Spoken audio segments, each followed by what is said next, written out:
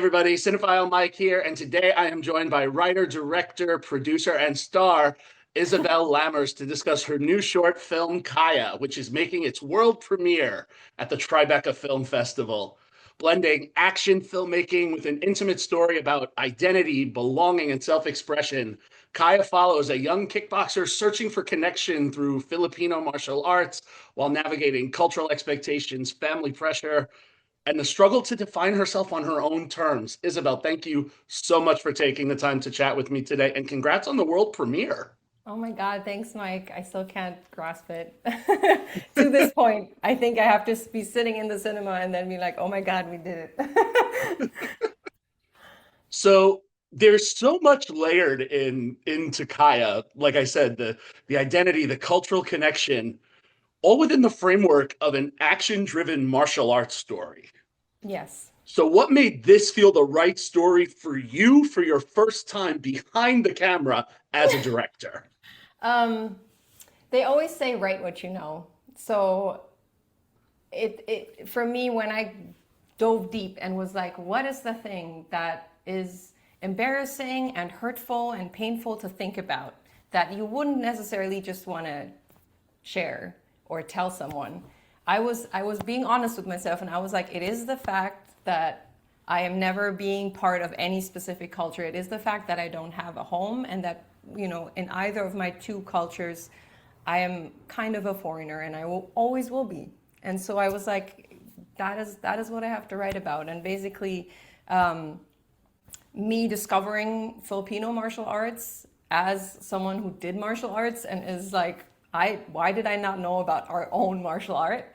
Was like, it was just a sign of like, okay, this is what this belongs together. It's exploring your own identity, proving yourself, and all of that, and also standing up for who you are.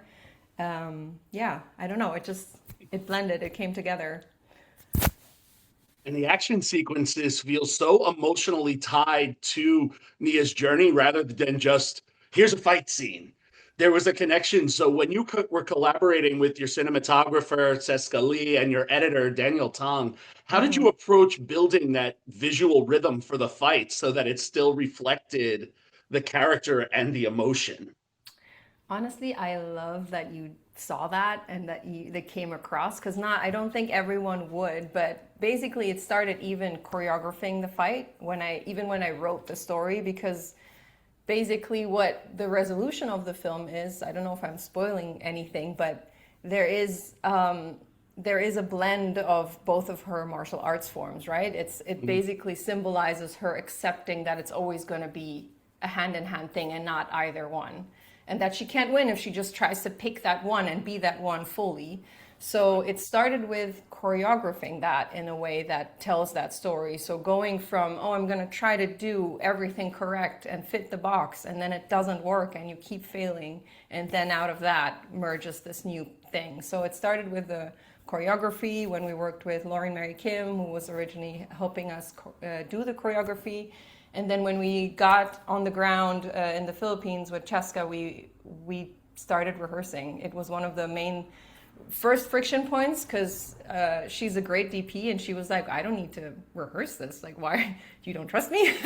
So it was a kind of like, okay, this is what we're envisioning. Here's the previs. And so we started rehearsing with the team, with her assistants, focus pulling, because it's just like it's handheld, and it was a whole thing with the ads discussing that we have enough time for the fight. Um, yeah, and then obviously the edit, of course, we discussed like which inspirations do we want. We looked at with Daniel, he went through Cobra Kai again and was like, what are the things we like about this, you know? But then also it's just because it's not just Cobra Kai, it's not Right. just a martial arts story. Yeah. It still had those elements of storytelling and of, a very emotional, heartfelt core at the end. So I'm really happy you saw that. Thank you And so much. of course. And to that end, beyond just the training and the preparation, was there anything about, learning or immersing yourself in FMA, in Filipino martial arts, that changed the way you understood Nia as a character and as you were developing them? Definitely, yes, because FMA, one of the things that are also that is in the film and that is basically just my story is that FMA is very much not, you don't give it away, right? You're trying to, Yeah. because it's a survival art, it's not demonstrative. It's basically just like a tiny thing. Before you know it, you are disarmed. And I think that is something that I wanted for Nia to also have, and that I learned from it, is to take a step back, to be patient, and also to take the little steps that you need to do to master a martial art like that. So you know, you built up, that's why we have the whole coconut thing, which is kind of the wax on wax off Mhm. reference. But basically moves like that you need to rehearse and get into your body memory before you can expect to have any success from it. Yeah. And so it is in, like in so many ways in life we have to build the foundation, the baby steps. We won't have a quick success and we won't feel like we're doing anything, and then one day it's like, oh, look how far I've come if I look back, you know, a year back, half a year back.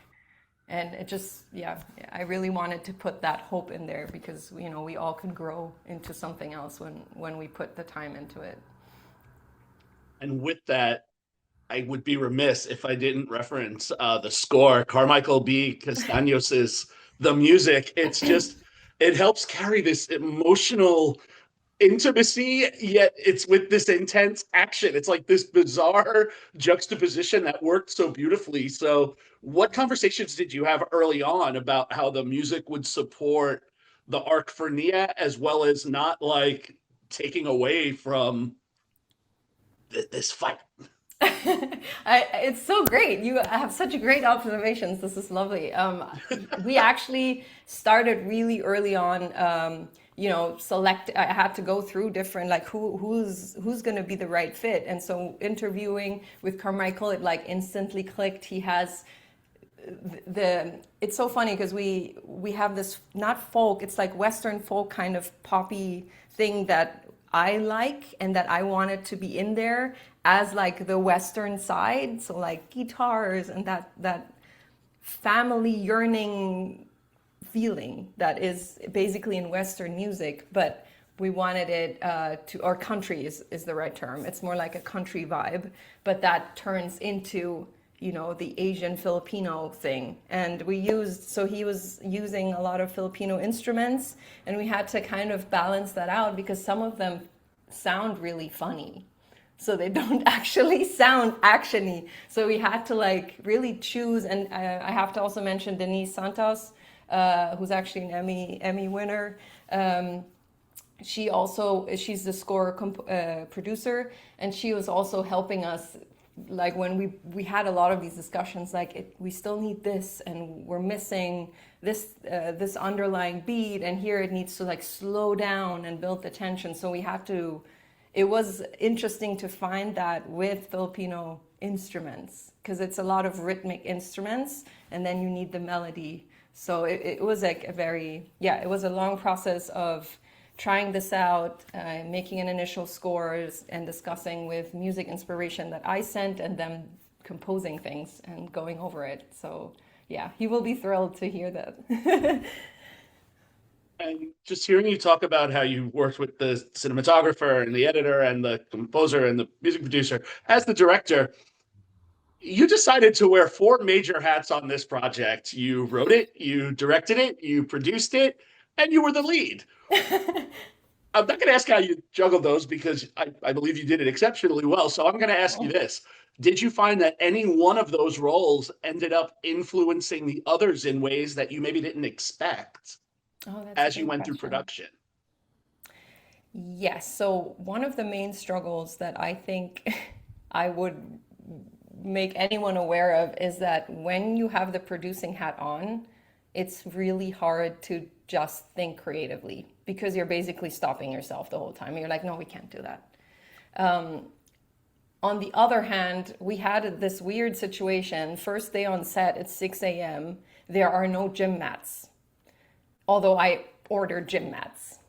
And all we have is this bamboo floor or this wooden floor. I'm not sure what the wood was that has, well, I can't actually say that for safety, but it had splinters. And so This is only possible because I had all these roles that I could go to my other actor and say, are you okay to do it barefoot on this wood?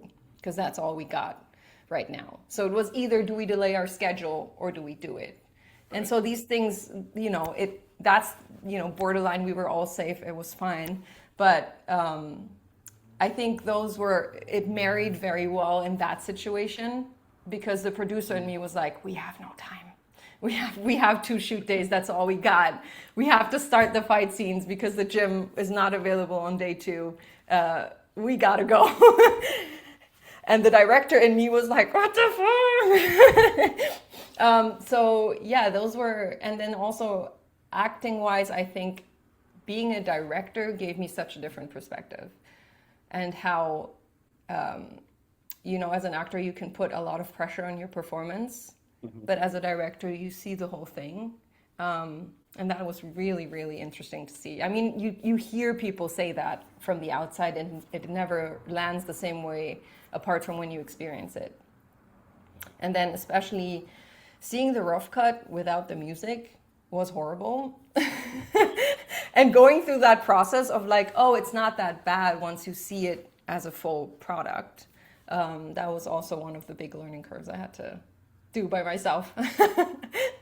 So I usually save this question towards the end, but I'm going to pivot it back a minute because I love to ask this question of directors and filmmakers as you get ready to move on to your next project. What is one of your biggest learning curves? You got it covered. It's like you were in my head. But what would you say was one best practice, something that really excited you that you can't wait now to take into the next project that you learned working on Kaya? I think the shot listing and the collab with the team on site was one of the best practices, I think, because especially like we had a lot of fight scenes and a lot of training scenes, so we needed to envision everything, and we did it. I mean, we did a very detailed review with like stunt coordinator and our DP, AD around. So it was just, I guess it's like for everyone, but I just really thought that thinking everything through made it easier to go and fly on the day. And yeah, that's one of the best practices. And one of the major learnings for me would be to also give myself more time. Because with Kaya, I kind of set myself stubbornly into, I'm going to make this now. And I had to decide and rush a few things. But we got it done. So I don't know, maybe it was the best practice at the end to just be like, no, we're doing this. I don't care who's coming along. We're just doing this. So in closing, so this is both your directorial debut, congratulations, Yes. and such a personal story. What does it mean to be premiering this film at Tribeca and sharing it with audiences for the first time in this environment? And what do you hope they take from it? I hope they take from it that, we are all different and it's all okay that way, and that it opens people's mind a bit to people just having different experiences and giving them insight into different worlds, and just having that feeling, that warmth of like, we're all human and we're all in this together, and this experience, even though it's so unique and personal, is so similar to everyone else. Like everyone has felt like they don't belong at some point. So it's the story for the underdog, like we can get there. But it feels still very scary to premiere, and I cannot say how I will feel when I'm sitting in the cinema. Someone recommended to me to like face the audience when her name is Cricket Rumley. She consults and stuff for festivals, but she said to face the audience to see the reaction, because with comedy you can hear them, but with drama or action, maybe I hear people gasp, but otherwise I don't gauge the reaction. So I kind of want to see what people think. So yeah, I'm nervous. I'm super excited and thrilled. It's a mix of different feelings. Well, the one piece of advice I'll give you from what I've heard from my friends in the industry, despite the fear, enjoy it. Okay. Remember to enjoy. Okay. Isabel, thank you again so much for taking the time to chat with me today. Congratulations again on Kaya premiering at Thank you. Tribeca. This film delivers amazing action. And you know what, like what we've discussed, what stayed with me is it's more than just an action film. It's an emotionally grounded film, and there's a through line underneath it, which is beautiful. For everyone Thank you. watching, Kaya will be screening as part of this year's Tribeca Festival. We will include the links in the episode description so you can find out how to get tickets and see more about Isabel's work. As always, if you enjoyed this conversation, please make sure to comment, subscribe, and follow this channel for more filmmaker interviews, festival coverage, award season conversations. You never know, Kaya could be coming back into this one in a couple of months. Here's hoping. But Thanks so until much. then, as always, this is Cinephile Mike saying, take a break, watch something new. Isabel, have a wonderful day. Thank you. Thank you.